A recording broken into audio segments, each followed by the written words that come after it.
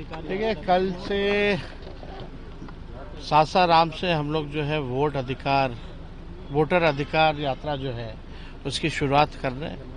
कल हम सब महागठबंधन के साथ ही रहेंगे, साथ में राहुल गांधी जी भी हम लोगों के साथ जो है यात्रा में कई दिनों तक हम लोग कई जिलों में हम लोग जाएंगे और इस यात्रा में लोगों को जो संवैधानिक अधिकार जो मिला हुआ है वोट देने का, हम लोगों की कोशिश है लोगों को जागरूक करें ताकि किसी भी मतदाताओं का जो है नाम ना छूटे। और हम लोगों ने इसकी लड़ाई भी लड़ी है और सुप्रीम कोर्ट से बड़ी राहत भी हम लोगों को मिली है, एक बड़ी जीत भी हम लोगों को हुई है। चाहे 65 लाख जो मतदाताओं का जो नाम काटा गया है, जिसको मृत्यु या रिपीटेड या अनट्रेसेबल बना दिया गया है, अब बाकायदा जो है सार्वजनिक करना पड़ेगा उन लोगों को, वो नाम को कारण के हिसाब से। तो हम सब लोग केवल वोटर जो होते हैं, जनता जो होती है वो मालिक है।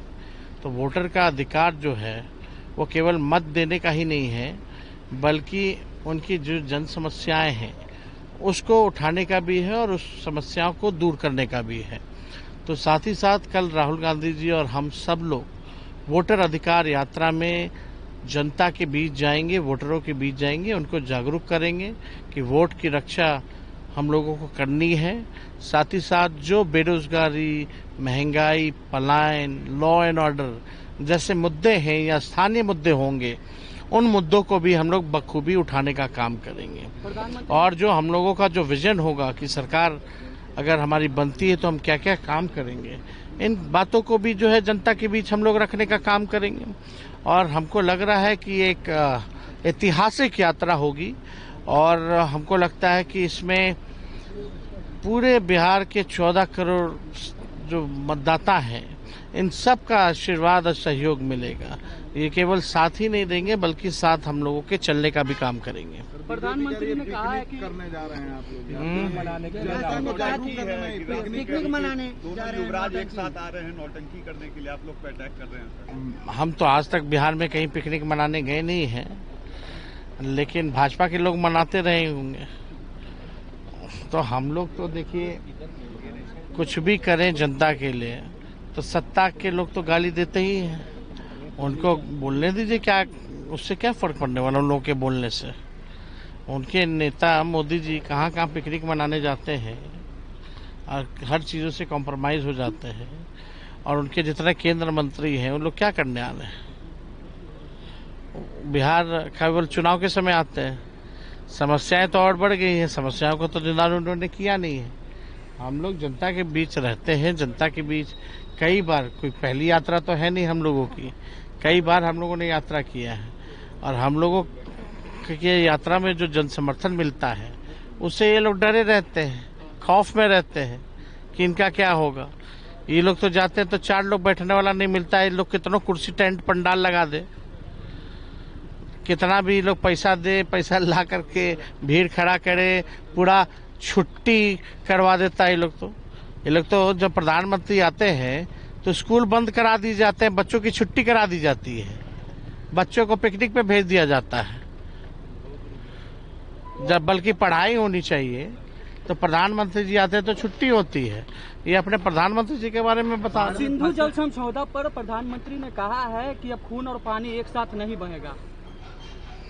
अरे यार, डायलॉग देने से कुछ नहीं होता है। जब मौका मिला था पीएको को कब्जाने का तो छोड़ दिए, ट्रम्प के कहने पे सीजफायर कर लिए। खाली डायलॉग मार। डेमोग्राफी पर प्रधानमंत्री ने कहा है कि घुसपैठियों को कैसे बंद किया जाए, डेमोग्राफी को लेकर के प्रधानमंत्री ने कल भाषण में कहा है। डेमोग्राफी में प्रधानमंत्री ने कहा है कि घुसपैठियों को कैसे बंद किया जाए, भारत में ना आने दिया जाए, इसको लेकर के हम लोग जो है पक्ष वक्त जो है वो बनाए हुए हैं। शुरुआत कर दी जा रही है। 11 साल से क्या कर रहे थे वो? 11 साल से झाल बजा रहे थे क्या?